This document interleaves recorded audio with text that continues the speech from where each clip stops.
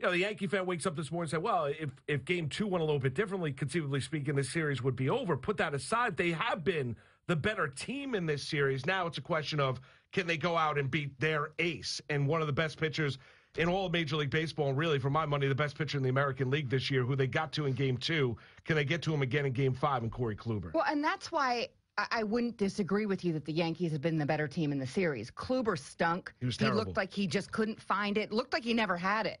And we know he has it, but it looked like he didn't. He was terrible. And Bauer last night was awful. I thought he was awful. Even when he wasn't hit hard, I thought he was absolutely awful.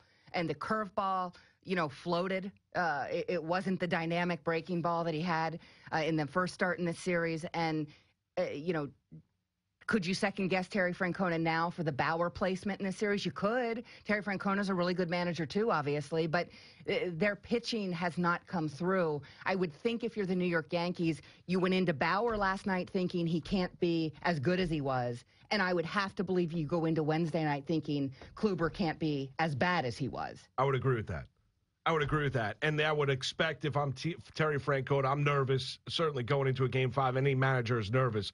But I do have Kluber coming off a bad performance, best pitcher in the American League, in my back pocket, going back home, cozy confines. I'm feeling good that I'm going to have an opportunity to win that baseball game. The only thing that would worry me, because all of what you just said makes sense, and I would tend to agree, would be he pitched Game 2 because Kluber wanted to pitch Game 2. Right. That was how he was comfortable, the rest and everything else. So you made it what he wanted, and he stunk. Yes. So now you have to have him pitch well. Will he? And I understand the idea. This is the best pitcher in the league. Yes, he's going to come through. He's going to go back to the expectation as opposed to falling way below what you would have expected, way as far below as he could have in Game 2. I get that.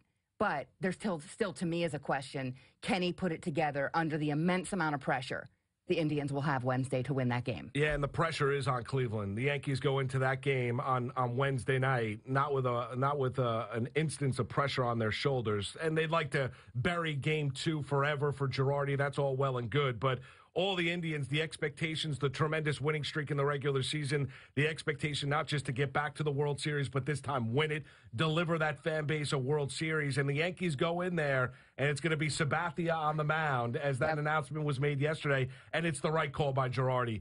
Gray was not good in Game 1 of this series. Sabathia has been fantastic off of losses. I know they've won 2 in a row. He's been a guy you can lean on, and he's not. The moment's not going to be too big for Sabathia, Game 5, going back home for a team that he originally started with the Cleveland Indians. That's why I think it's the right call for Girardi to go with Sabathia Game 5.